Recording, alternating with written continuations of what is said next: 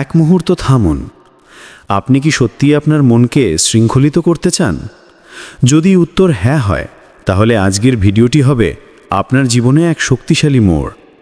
কারণ পরবর্তী কয়েক মিনিটে আপনি জানবেন এমন কিছু সত্য যা আপনার মনকে লক্ষ্যবদ্ধ রাখতে, বিভ্রান্তি দূর করতে এবং আপনাকে সাফল্যের আরও কাছে নিয়ে যেতে পারে। কিন্তু সতর্ক করে দিচ্ছি, যদি আপনি মাঝপথে চলে যান, আপনি হারাবেন সেই জ্ঞান যা হয়তো আপনার স্বপ্ন পূরণের পথটাই বদলে দিতে পারত। তাই নিজের জন্য এই কয়েক মিনিট রাখুন। চলুন আমরা একসাথে যাত্রা শুরু করি, একটা আরও শক্তিশালী, আরও শৃঙ্খলিত, আরও সফল আপনিকে তৈরি করার পথে।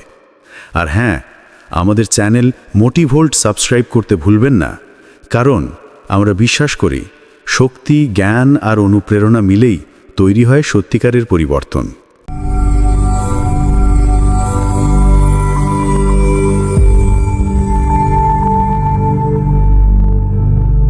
একসময় একটি ছোট্ট গ্রামে থাকত শিমুল নামে এক ছেলে। সে ছিল বুদ্ধিমান, কিন্তু তার একটি বড় সমস্যা ছিল, সে কখনোই মনোযোগ ধরে রাখতে পারত না।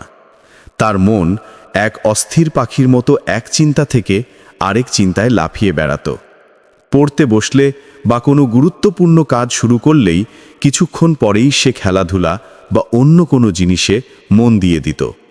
পড়তে বসলে তার মনে ফোন, বন্ধুদের কথা এই সবই চলে আসত। শিমুলের বাবা তাকে প্রায়ই বলতেন, বাবা, তোমার মনটা যেন এক বুনো ঘোড়া। তুমি যদি এটাকে নিয়ন্ত্রণ না করো, তবে এটি তোমাকে ভুল পথে নিয়ে যাবে। কিন্তু যদি তুমি মনকে শাসন করতে শেখো, এটি তোমাকে তোমার যে কোনো লক্ষ্যে পৌঁছে দেবে।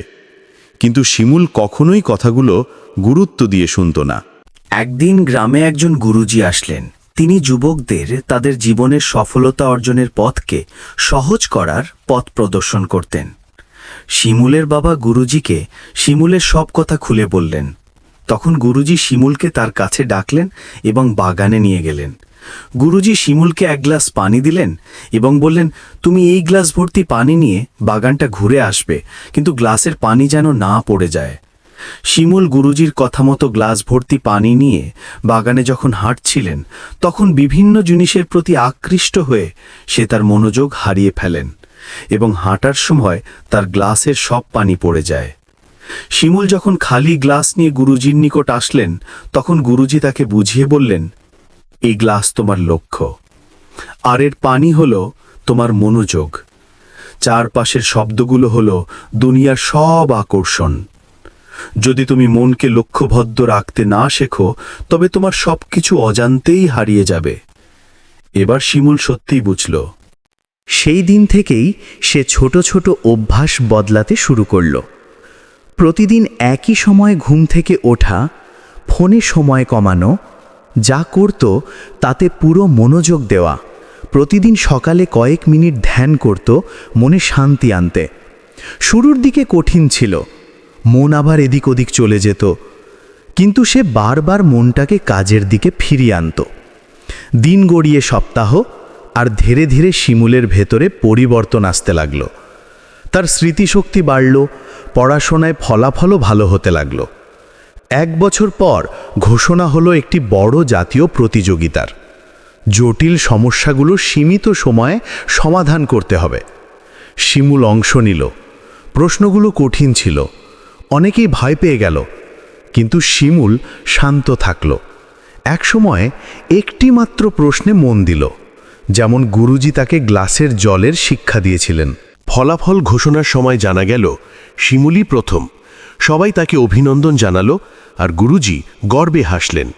শিমুল প্রমাণ করে দিল একটি শৃঙ্খলিত মন প্রতিভা, ভাগ্য বা শুধু বুদ্ধিমত্তার থেকেও অনেক শক্তিশালী। সেই দিন থেকে শিমুল তার গ্রামে পরিচিত হলো যে ছেলে নিজের মনকে জয় করেছে। আজকের গল্প যদি তোমার মনে সামান্য হলেও আগুন জ্বালিয়ে দেয়, তাকে নেভাতে দিও না। ভিডিওটি লাইক করো, বন্ধু বা আপনজনকে শেয়ার করো যার হয়তো একটু আশা দরকার, আর সাবস্ক্রাইব করো আমাদের চ্যানেল মোটিভোল্ট, যেন আমরা একসাথে শক্তি ও জ্ঞানের এই পথে এগিয়ে যেতে পারি। তোমার সাফল্যের নতুন অধ্যায় শুরু হবে ঠিক সেই মুহূর্তে যখন তুমি মনকে শৃঙ্খলিত করার সিদ্ধান্ত নেবে। আজই শুরু করো।